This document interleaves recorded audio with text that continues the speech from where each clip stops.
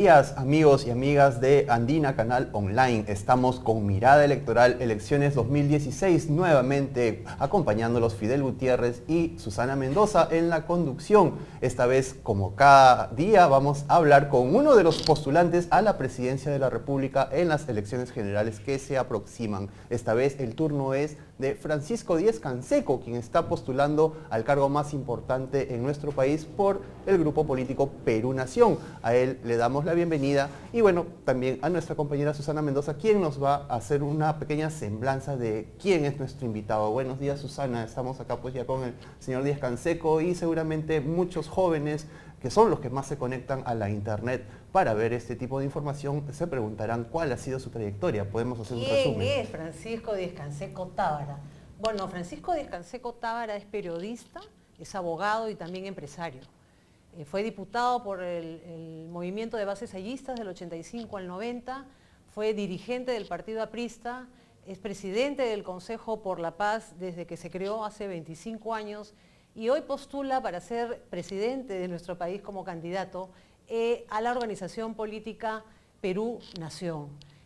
Bienvenido al programa Mirada Electoral, Elecciones 2016, señor Francisco Díez-Canseco Tábara. Muchas gracias por esta cordial invitación. Nuestra primera pregunta, señor Díez-Canseco, bueno, tiene que ver con las motivaciones que lo están llevando a emprender esta aventura política. ¿Qué es lo que lo está llevando a usted a aspirar a la presidencia? ¿Qué ha sido lo principal que le ha hecho de tomar esta decisión? Buena pregunta. En realidad yo tuve que hacer una honda reflexión para tomar esta decisión de entrar en lo que hoy día se llama política contingente, porque política he seguido haciendo toda mi vida. Yo asumí la presidencia del Consejo por la Paz en 1992, organismo creado por una ley que yo promoví y en realidad yo hice durante el periodo 85-90 y que luego fue modificada y estamos regidos ahora por la ley expedida o el decreto legislativo expedido en 1992. Durante todos estos 23 años en que he ejercido la presidencia del Consejo por la Paz en forma democrática, porque he sido elegido o reelecto trianualmente por una asamblea integrada por representantes de las más importantes instituciones de la sociedad peruana, cargo que ejerzo conjuntamente con mi comité ejecutivo en forma ad honorem, he tenido una creciente frustración porque nosotros hemos planteado una serie de sugerencias en el marco de las actividades que desarrollamos para construir la paz en el Perú que nunca fueron acogidas por los distintos gobiernos.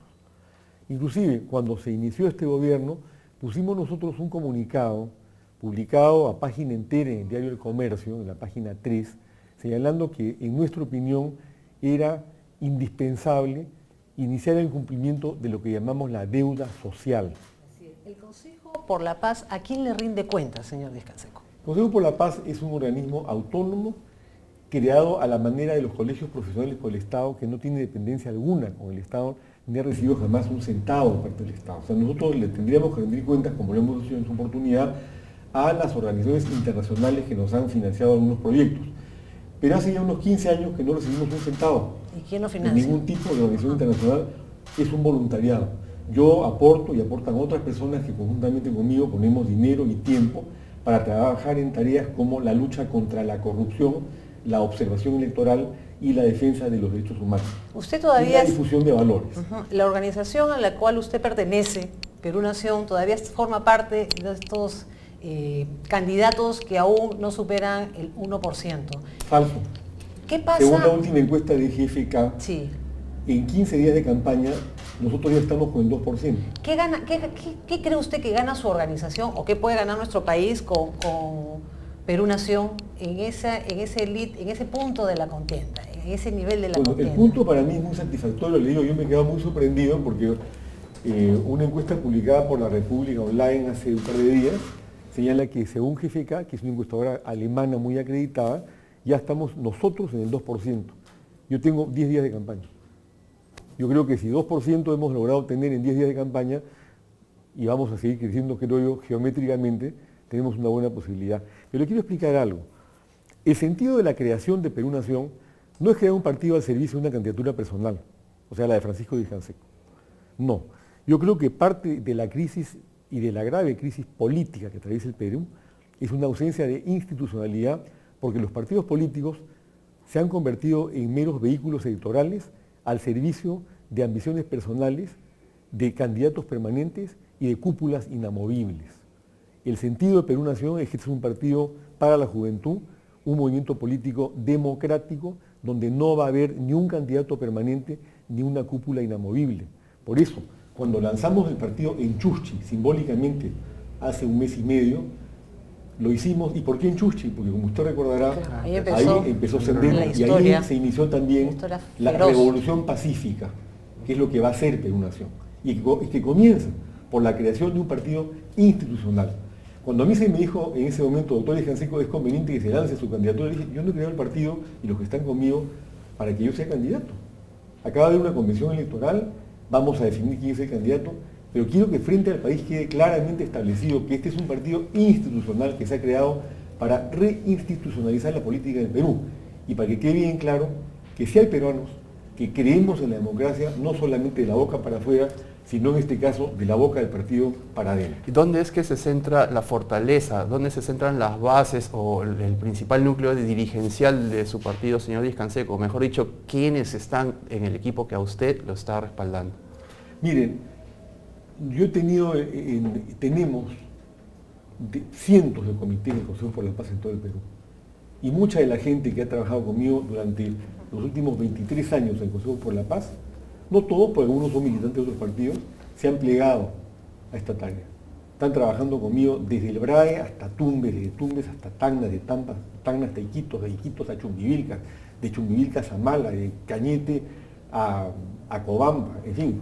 Tenemos comités en todo el Perú, una extensa red nacional de gente que no ha surgido con plata, como surgen algunos partidos ahora, que no ha surgido al calor de una ley electoral, sino que está siguiendo adelante con una tarea de orden cívica que se ha hecho a través del Consejo por la Paz, que se hizo antes en mi partido, la Unión Cívica Independiente, que perdió la inscripción en 1990 y que ahora se está reflejando el caudal que tiene nuestro partido Perú Nación, que como le repito, muy satisfactorio para mí que en 15 días de candidatura presidencial ya tenga yo el 2%.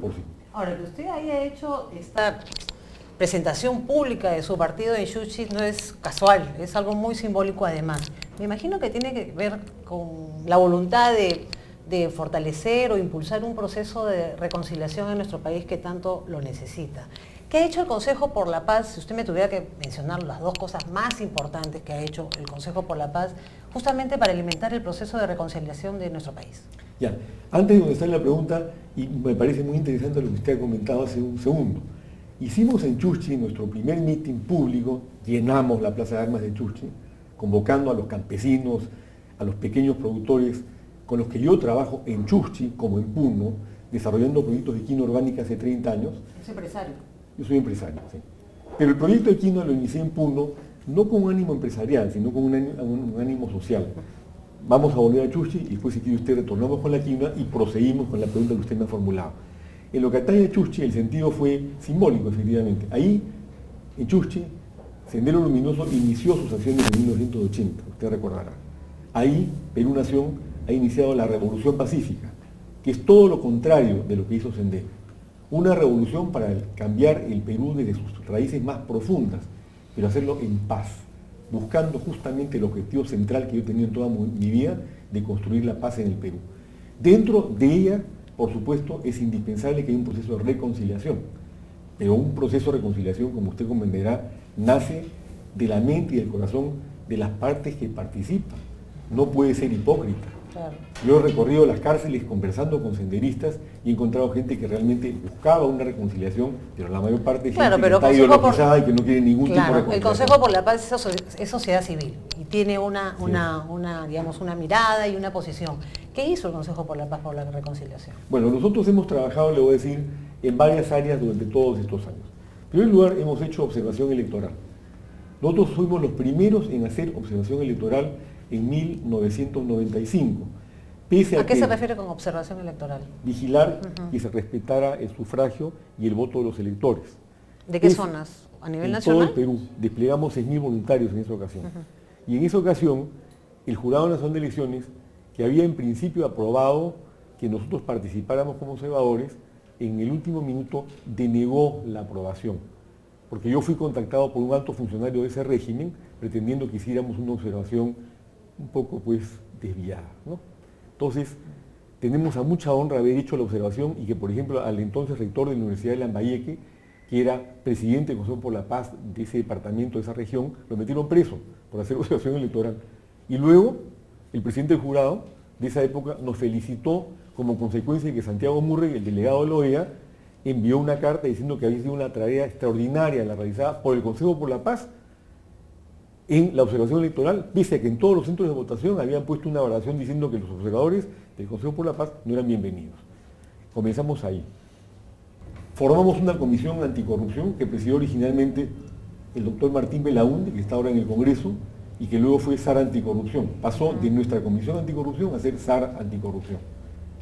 En tercer lugar, hemos defendido el tema de derechos humanos no solamente restringiéndonos a los temas a los cuales normalmente se refieren las ONGs de la izquierda caviar peruana, sino ampliándolo a todos los temas involucrados en la Declaración Universal aprobada por Naciones Unidas en 1948. Porque acá hay una desviación con los derechos humanos. Se cree que ciertos derechos son los derechos humanos, cuando usted bien sabe que todos los derechos que atañen al hombre y a la mujer son derechos humanos y están muy explícitamente detallados tanto en esa declaración como en las sucesivas ampliaciones que ha dado Naciones Unidas. En un eventual gobierno suyo, señor Díaz-Canseco, el programa de reparaciones que está en marcha y que se sustenta en buena medida en lo que constituyó el informe de la Comisión de la Verdad y la Reconciliación, ¿tendría continuidad o de repente usted deduzco que podría plantear revisarlo? No, la continuidad se dará, la revisión también. Yo voy a explicar lo que ocurre aquí. En el Perú ha habido infortunadamente una suerte de copamiento del tema de derechos humanos por la izquierda caviar peruana, a través de sus ONGs. Cuando nosotros entramos al escenario, lo hicimos de una manera totalmente amplia. Como ha habido discrepancias de carácter ideológico en esta materia, al final, en la Comisión de la Verdad envió al Congreso un proyecto de ley para crear la Comisión Nacional de Reparaciones. Proyecto de ley que no fue aprobado en el Congreso, pero en cuyo último artículo ponían lo siguiente: se deroga la ley tal y tal por las cuales se creó el Consejo por la Paz. O sea, pretendieron y ponían abajo. De esta manera se desaparece el Consejo por la Paz porque su existencia no sirve a los fines del Consejo Nacional de Reparaciones.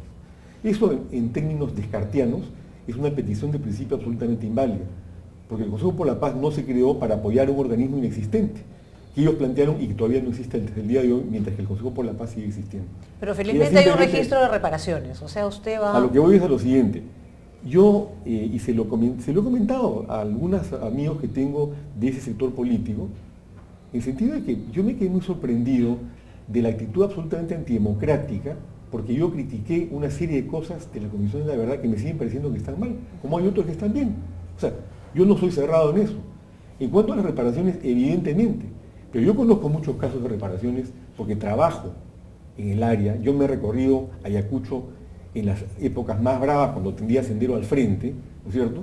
Y hay gente que se debió ser objeto de reparaciones y no ha sido objeto. Entonces revisaremos el registro. Ahorita hay más de 2.000 personas que están en el registro de reparaciones, incluidos policías y claro, gente miembros de las Fuerzas Armadas. Bueno, eso me parece muy bien, porque claro, yo permanentemente recibo acá quejas de miembros de las Fuerzas Armadas, de las viudas, de los policías que han sido muy maltratados, ¿no? Ahora, en el tema... Y relegados, sobre todo. Lo que pasa es que como que va saliendo el tema y lo que nos anima a conversar con usted, que efectivamente necesitamos paz, necesitamos reconciliación, y hay un aspecto de nuestra vida que todavía está como agenda latente, que es la conflictividad social. ¿Usted va a utilizar el mecanismo de consulta previa como principal recurso para garantizarlo? ¿Qué es lo que va a hacer para que las inversiones Mire, la consulta sean previa sólidas es necesaria, y sí, buenas? claro, pero yo creo que más que consulta previa lo que requiere el Perú es un diálogo permanente. Este es un país donde hay 47 lenguas y 44 culturas. Yo trato con las comunidades aymaras y quechos de Puno hace 30 años por mis proyectos de Quino. Yo viajo a Puno cada 15 días y me siento no en Juliaca, no en Puno. No, yo me voy adentro, me voy a las comunidades, conversamos con ellos ahí. Y lo que yo veo, y lo he podido percibir, por ejemplo, la visión cosmogónica de un aymara es totalmente diferente a la suya o a la de nosotros, que miramos como una visión occidental. Ellos no miden el tiempo por días o por horas o por semanas o por meses. Por lo tanto, ¿qué es lo que va a hacer? ¿Va a fortalecer la Oficina de Conflictos Sociales? ¿La PCM va a usar el mecanismo? Esa oficina nunca ha funcionado. Le voy a comentar algo.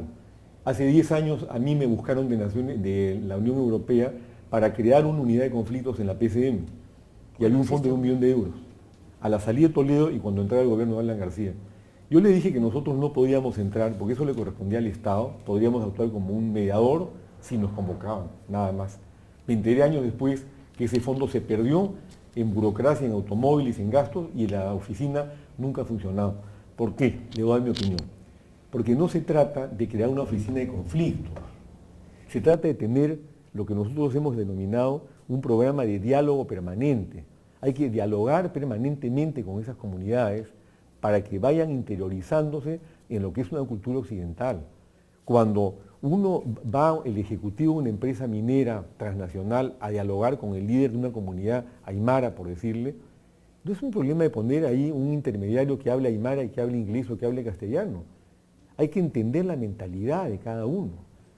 Al líder aymara le interesa su apu, le interesa el agua, tiene otros intereses que no van vinculados, por ejemplo, a la utilidad o al lucro. Y eso no se ha entendido. Entonces hay que interiorizarse con ellos. En un eventual gobierno suyo, Conga, Tía María, ¿sí van o no van? Pero tenemos que dialogar, tenemos que entendernos. Entonces no puede ser que se cree la mesa de concertación cada vez que hay una crisis. Yo inventé la primera mesa de concertación en el 2000 a la caída de Fujimori y me vinieron a buscar prominentes líderes cocaleros que querían irse un par. Me fui a hablar con Quetín Vidal, que era el ministro del Interior, y le dije, ¿cómo cortamos esto? Propuse una mesa de concertación y después las politizaron, las distorsionaron y por supuesto se metieron los narcos. Entonces, no se trata de crear mesas de concertación para enfrentar las crisis. Se trata de tener un diálogo permanente, que es lo que planteamos nosotros, para que no haya necesidad de mesas de concertación. ¿A través de qué mecanismo? Nos vamos entendiendo todos los peruanos. ¿A través de qué mecanismo, señor Díaz-Canseco? Porque si ya tenemos esta oficina, si tenemos las mesas que usted refiere, si tenemos la Defensoría del Pueblo, ¿cómo hacer? ¿Qué más hacer? ¿No? Mira, ¿Qué la plantearía Defensoría concretamente? del Pueblo cumple un rol interesante e importante y en algunos casos es un simple saludo a la bandera, como bien lo sabemos. No es vinculante. Lo que necesitamos aquí es que desde la Presidencia y Consejo de Ministros, esa oficina de conflictos, en primer lugar, cambie de nombre, que es muy importante. Diálogo permanente. Y en segundo lugar, que se establezca un diálogo permanente con las comunidades, no porque va a haber un proyecto minero, sino porque queremos dialogar con ellos, que sepan que estamos integrados. Eso se llama integrar. Lo otro es simplemente buscarlos porque hay un interés económico que ellos perciben, en un escenario donde evidentemente la izquierda marxista ha hecho un gran trabajo de aproximación, ha penetrado el tejido social y nos ha convencido de muchas cosas que son inválidas. Lo que pasa es que también estamos hablando de peruanos que por años, por décadas no tienen acceso a servicios básicos, educación, salud, carreteras, comunicación. En un eventual gobierno suyo, ¿qué va a hacer justamente? Porque el diálogo no va a ser suficiente, van a haber propuestas concretas. Por eso nosotros hemos planteado, dentro del contexto de la Revolución Pacífica, el pago de la deuda social. ¿Y eso qué significa? Le voy a explicar. La deuda social está dada precisamente por las injusticias, las inequidades y la discriminación que ha generado el Estado peruano, por lo menos en los últimos 30 años, conjuntamente con la corrupción, que es otro tema que quisiera tocar más adelante. En lo que se refiere a la deuda social, yo lo puedo describir como lo hice gráficamente el día del meeting en la Plaza de Armas de Chuschi. Estaba conmigo Leopoldo Ramírez, expresidente de la Unión Nacional de Ciegos y alto dirigente de la Confederación Nacional de Discapacitados. Cuando Leopoldo me llama un día y me dice, doctor, estoy buscando una chamba en una entidad del Estado, no voy a mencionar la entidad, porque no se trata de atacar a nadie, fui a buscar al presidente de esta institución, me dijo, no podemos aplicar la ley de discapacitados porque no tenemos reglamento. La ley de discapacitados, como usted bien lo sabe, no se aplica en el Perú. Es un saludo a la bandera. Luego, me acompaña en la plancha Margarita Gamboa, secretaria general del Sindicato de Enfermeras del Ejército Peruano. Yo formé los sindicatos de enfermeras del Ejército, de la Marina, de la Aviación y de la Policía hace 11 años. ¿Por qué? Porque las enfermeras de las Fuerzas Armadas recibían más o menos 1/3 del sueldo de las enfermeras de salud y la mitad del sueldo de las enfermeras del MINSA. Estaban totalmente discriminadas. desde hace 10 años las acompaño. Por ejemplo, acabo de estar hace unos 3 meses en las puertas del Pentagonito, donde el general de turno no me quiso recibir, y nos tiraron gas pimienta. Pero sí, céntrese en la respuesta. ¿Cuál es No, le estoy explicando. Estoy tratando de En todo caso, Para señor que no, Discanseco, porque- le pedimos hacer porque una creo pausita que- porque tenemos que pasar a un corte y Ahí, vamos a volver. Pero si me permite, para concluir simplemente esto, ya, hicimos la 11ª marcha para que les paguen el aumento que les habían dado el año anterior, que no se los pagaban. Eso se llama deuda social. Ajá, esa es la explicación a la pregunta que le hacía Claro. nuestra compañera y posteriormente, luego de esta pausa, vendremos nuevamente con el candidato de Perú Nación, Francisco Díaz-Canseco, para que continúe explicándonos su propuesta de gobierno en diferentes aspectos. No se olviden que si quieren hacerle preguntas directamente a nuestro invitado, pueden enviarlas a través de Twitter a la dirección @agencia_andina. Estaremos a la espera de sus consultas. Volvemos luego de una pausa.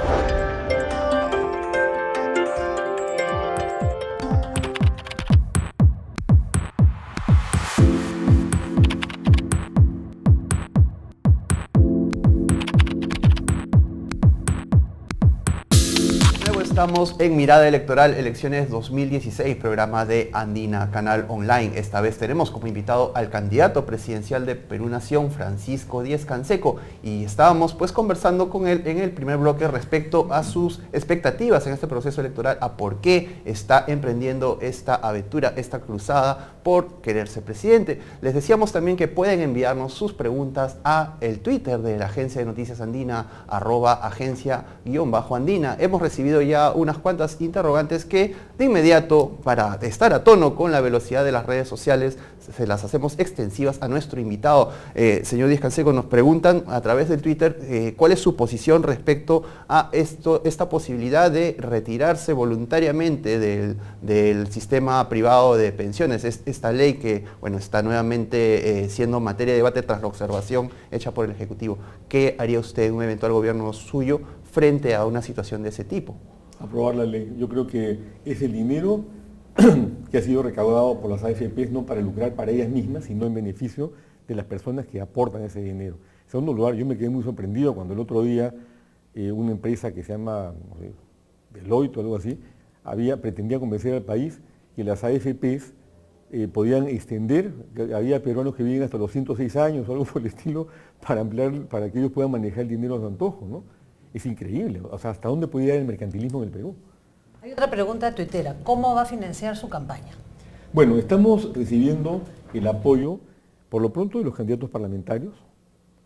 ¿Quiénes? ¿No? Esta lista la vamos a dar a conocer en los próximos días, ¿no? Hoy día vence el plazo para tener la lista, señor Díaz-Canseco. Tener No. lista la lista. Hoy día vence el plazo para elegir a los candidatos. Ajá. Ahí hay una distorsión. Acabo de hablar con el Jurado Nacional de Elecciones porque justamente nosotros hicimos nuestra elección el día de ayer. Hay un 25% de candidatos que en nuestro estatuto y de acuerdo a ley son designados por el Consejo Político del partido y un 75% que son elegidos. Ya cumplimos nosotros con la elección el día de ayer. Consulté, y esto es bueno que se sepa, si había necesidad de presentar la lista el día de hoy. No, la lista se presenta hasta el 10 de febrero. Entonces, nosotros vamos a reservarnos unos días porque si bien hemos hecho las verificaciones correspondientes con los candidatos, queremos usar toda clase de filtros para que una vez que sean electos no haya un solo torongo procedente de Perú Nación en el Congreso de la República. ¿Quién está en el número 1? ¿Todavía eso va a ser evaluado o ya podríamos saberlo? Estamos todavía evaluando. Usted ha mencionado, pasando ya a sus propuestas, que en el área de economía piensa revisar los TLCs. Revisión integral de los tratados de libre comercio. Nuestro país tiene firmados 20. ¿Por qué hacerlo? Por lo pronto hay dos tratados que me preocupan, se lo digo con toda sinceridad. El Emporio Gamarra está quebrado, usted sabe eso. Nosotros tenemos en nuestra lista representantes de Gamarra. Están quebrados. El año pasado Gamarra ha vendido 60% menos que el año anterior, como consecuencia del TLC con la China. No se firma un TLC para quebrar a la industria nacional. ¿Y qué va a hacer? ¿Revisarlo? ¿En qué aspectos? Vamos a revisarlo. Por lo pronto un aspecto que se tiene que revisar es el tema de dumping de prendas chinas, que son subsidiadas por el gobierno chino, como todo el mundo lo sabe. En China no hay ley laboral. Para que, yo recuerdo una anécdota de una fábrica de celulares en donde para lograr un aumento sustancial se suicidaron 19 obreros en China, hace 2 años, en Shuangzhou, al sur de China. Entonces, en primer lugar, no hacemos un TLC para quebrar a la industria nacional. Hay que revisar ese TLC y ver de qué manera, no protegerlos, sino que puedan competir, pero en igualdad de condiciones. Igualdad de condiciones en el mercado no es que compitan con prendas que están subsidiadas por el gobierno de otro país. Y si no en otro lugar, ahí también hay que revisar el trato que se le da a esas prendas en la aduana. Vienen contenedores donde pueden haber 10.000 prendas y hacen aparecer 5.000 para que paguen menos impuestos. Ahí hay corrupción al interior de la aduana. ¿Y qué va a hacer con los empresarios de Gamarra? Los empresarios de Gamarra están muy preocupados por esta situación. Además, hay un tercer caso con Gamarra, que es el del trato de inequidad que reciben ellos. Por ejemplo, un pequeño empresario de Gamarra que tiene un contador que lo visita una vez al mes, de repente mal asesorado, llega a la SUNAT, le cierra el local. Por la misma falta, van a una empresa grande y no la cierran. Yo creo que aquí, como ocurre en Estados Unidos, la SUNAT, por lo menos a los medianos y pequeños, debe asesorarlos. Si usted ha incumplido esto, le damos una oportunidad para subsanar esta falta, pero no meterle la multa y cerrarles el local. Hay una serie de cosas que se tienen que hacer ahí. Y otro ejemplo, que yo se lo puedo decir como exportador de quinoa.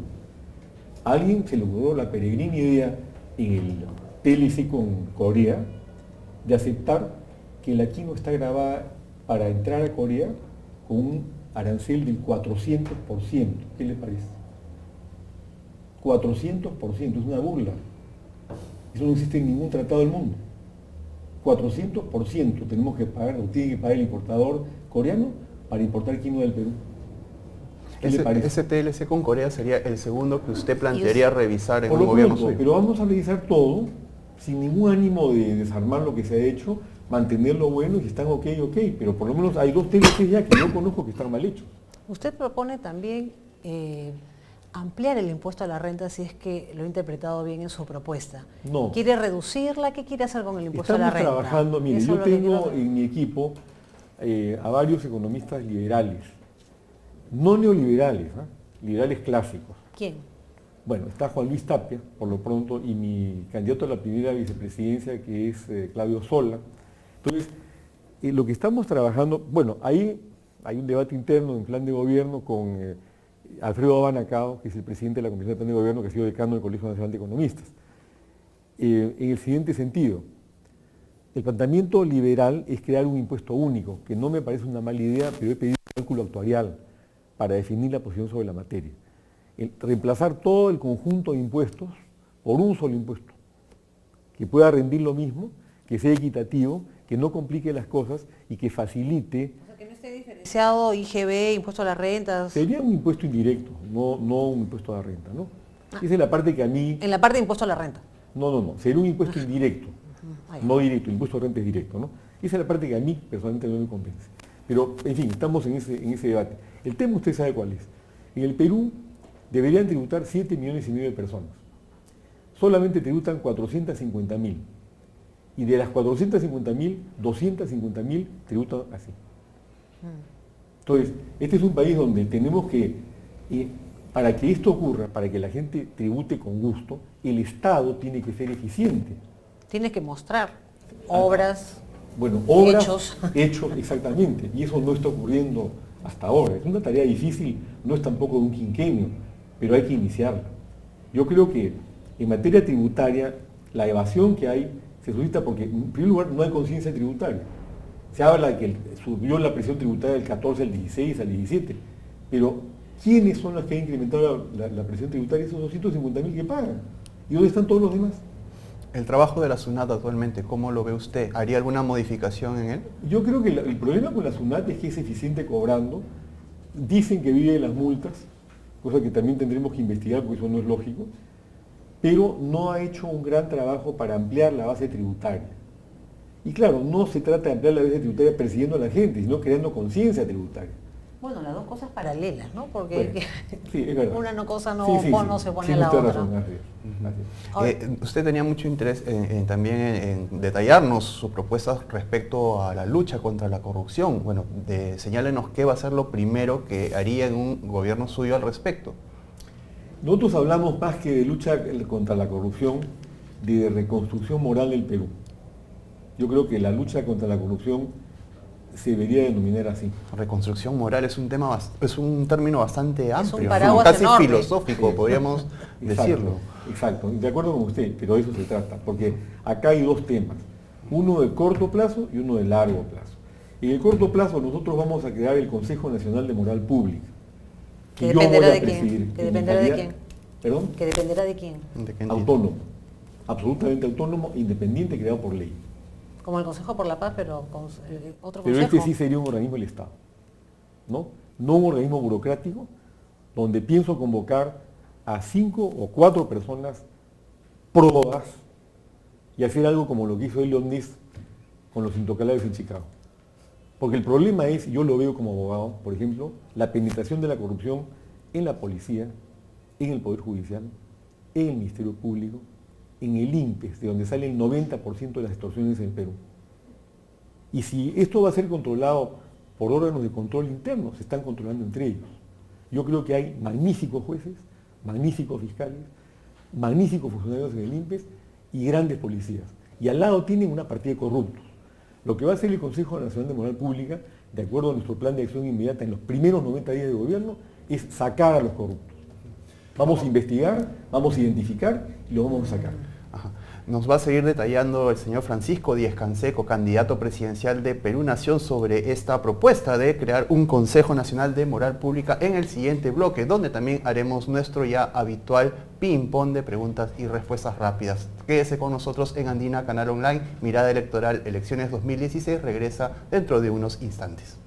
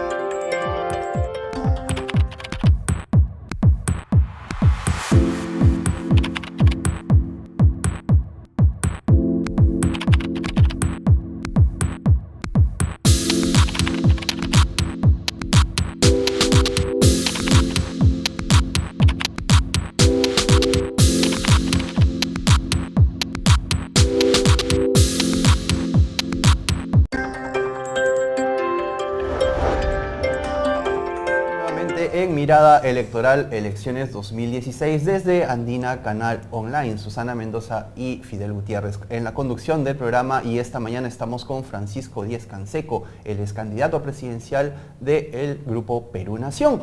Pueden enviar sus preguntas a nuestro invitado al Twitter de la Agencia de Noticias Andina, que es @agencia_andina, y se las haremos extensiva a él. Bueno, habíamos anunciado para este bloque nuestro habitual ping-pong, esta suerte de intercambio rápido de preguntas y respuestas con quien está al frente de nosotros, esta vez el señor Francisco Díez-Canseco. Empezamos con esta sección, Susana. Con el primer contigo. ping, rendición de cuentas. Inmediato, ¿De quiénes? de quienes tengan que rendir cuentas, del Estado, de los candidatos y sobre todo de los funcionarios públicos, que en muchos casos son corruptos. Ley General de Trabajo. Debe modificarse en ciertos aspectos que sería largo detallar en este caso, pero necesitamos alguna modificación. Narcotráfico. Eliminar el narcotráfico es una tarea social y una tarea policial. En el Perú, desgraciadamente, hay 1,5 millones de peruanos que dependen de la economía de la coca. Por lo tanto, para erradicar el narcotráfico, tenemos que atender las necesidades de esos peruanos. Cultivos alternativos. No, desarrollo integral. Yo creo que el desarrollo alternativo debe extenderse a un desarrollo integral que no solamente yo he desarrollado un proyecto de desarrollo alternativo en el BRAE, mi empresa, exitoso, pero no basta con el desarrollo alternativo. Lavado de activos. Que vayan presos. Felizmente la ley se ha ampliado, yo creo que ahora hay mayor posibilidad de capturar a los delincuentes que están en el lavado de activos y creo que lo que necesitamos ahí también es gente proba, ¿no? Que no caiga en las manos en este caso básicamente son narcotraficantes. Adolescentes criminales. ¿Qué pasa con los padres de familia? Nosotros hemos hecho jornadas por la paz a través del Consejo por la Paz en muchas escuelas del Perú y el problema no son solamente los chicos, son los padres. Hay que atacar el problema de raíz, es un problema de formación y de deformación. En las familias, dice usted. Así es. Reforma del Estado. Bueno, sería largo extenderse, pero en todo caso nosotros somos partidarios de reducir el tamaño del Estado y volverlo más eficiente. Servicio civil. Me parece excelente que los chicos salgan de las universidades y hagan su servicio civil y adquieran conocimiento del Perú y sobre todo se pongan el gorro de servicio al país. Esa reforma del Estado, servicio civil. Sí. Servidores públicos probos, competentes. Los promovería, estaría por impulsar la carrera de servicio civil en el Estado. Es parte yo de la lo reforma. que creo que tenemos que crear una escuela de administración pública. Ya existe. Continuidad. Sí, pero no funciona. No la vemos funcionar. Porque lo que ocurre aquí en el Perú es que cuando entra un nuevo gobierno, barre con los Hay anteriores. promociones de servidores públicos que están saliendo de la escuela. Claro, pero ¿van a tener estabilidad? Sí, están trabajando ya. No, digo, ¿van a tener estabilidad con el próximo gobierno? Con el mío sí. Pero habría que crear una conciencia sobre la necesidad de que esta gente que emerge en una escuela de administración pública sea gente proba, gente bien formada, y que ocurra lo que, por ejemplo, pasó en Francia cuando salieron de la derecha, con Giscard d'Estaing, bueno, a mí no me gusta la derecha izquierda, me parece obsoleto, pero en fin, para tratar de clasificarlo, y se pasó a Mitterrand, y todo el mundo pensaba que iban a salir disparados los empleados y los funcionarios. Todos se quedaron. Llevaron una nueva política, porque era gente preparada, entrenada, consciente y responsable. Eso es lo que necesitamos. Ya terminando ya este ping-pong, bueno, aprovecho para pasar a consultarles su punto de vista sobre el proceso de descentralización. En un gobierno suyo, ¿cómo va a hacer el trato del Ejecutivo con los gobernadores de las regiones? ¿Va a haber alguna modificación, tal vez urgente a su juicio? Mire, es una pregunta complicada, ¿no? Yo vengo siguiendo el proceso de descentralización desde la época que fui diputado, del 85 al 90, y Alan García hizo una cosa apresurada y política que se ha continuado durante todos estos años. Los resultados no son muy buenos, ¿no es cierto? Por ejemplo, en las ejecuciones presupuestales, que nunca superan el 80% del presupuesto de la República, normalmente son las regiones las que menos ejecutan y se quedan con la plata, y eso genera lo que hemos visto en algunas regiones que se han robado la plata. Entonces, acá hay falta de formación. En segundo lugar, ¿cómo funciona el SNIP en el caso de las regiones? Yo he visto en casos pequeños, por ejemplo, un proyecto para erradicar la conacona, que es la plaga de la quinoa en Puno, paralizado, estaba aprobado y no desembolsaban el dinero y nunca lo desembolsaron. Entonces, es una descentralización que está trabada por muchas cosas, pero fundamental y esencialmente lo que necesitamos es que del gobierno central vayan comisiones de técnicos a las regiones para ir formando y que emerjan de la Escuela de Administración Pública pero eso personas ocurre capacitadas. Actualmente. Eso ocurre actualmente y los resultados están en proceso justamente porque no hay competencias. Con Álvarez preso en Chimbote, con todos los ladrones ocupando puestos de esa naturaleza, elegidos por un pueblo que no se da cuenta de lo que elige. Es otra de las cosas importantes en estas elecciones. Cuando haya renovación de cuadros parlamentarios o presidenciales o de gobernadores regionales, que la gente vote a conciencia, que se vaya dando cuenta de lo que está eligiendo.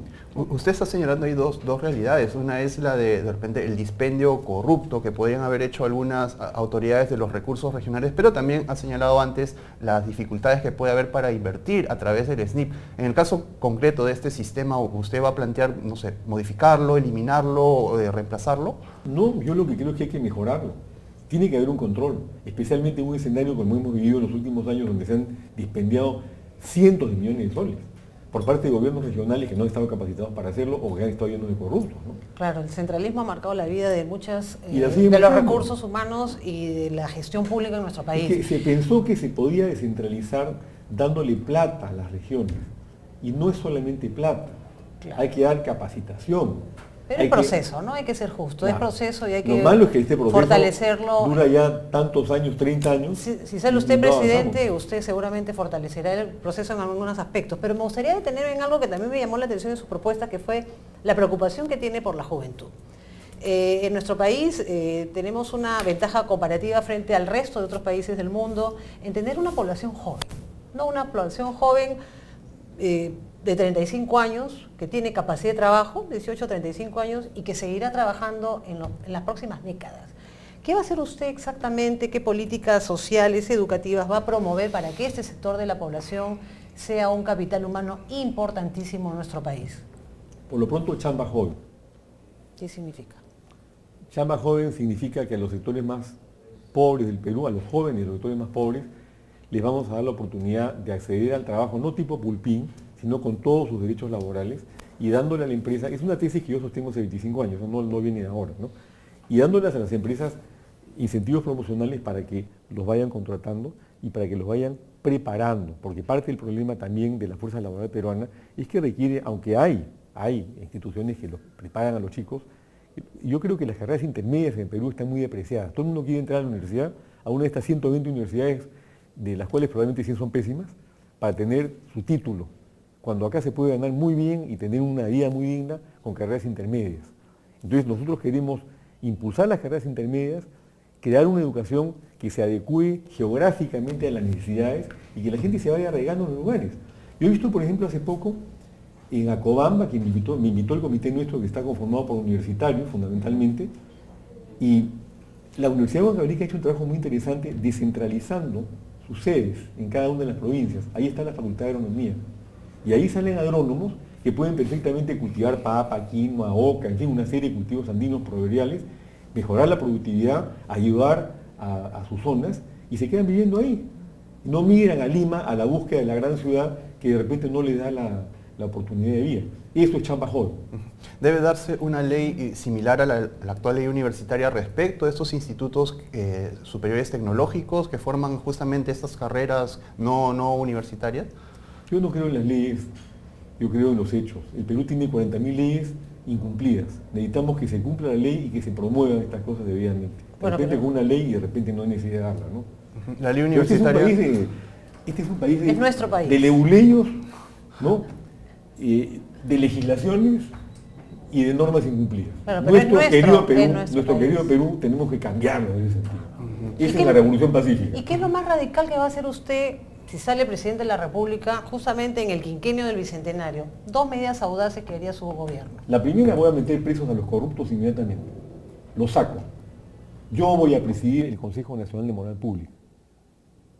Y acompañado por 4 o 5 personas más, sin burocracia. Simplemente vamos a investigar bien, vamos a hacer justicia y vamos a sacar a los corruptos. Mire usted, no cabe que haya seguridad en el Perú mientras tengamos una cadena improductiva que va de la policía al INPES llena de corruptos. Y en segundo lugar, chapa tu choro legal, que no es otra cosa que empoderar a las juntas vecinales, al estilo colombiano. En el Perú hay... Pero ya están empoderadas. No están empoderadas. ¿Usted sabe cuántas juntas vecinales hay en el Perú? Dígame. ¿Cuántas hay? No sé. No, te voy a decir. 15% de los distritos del Perú tienen juntas vecinales.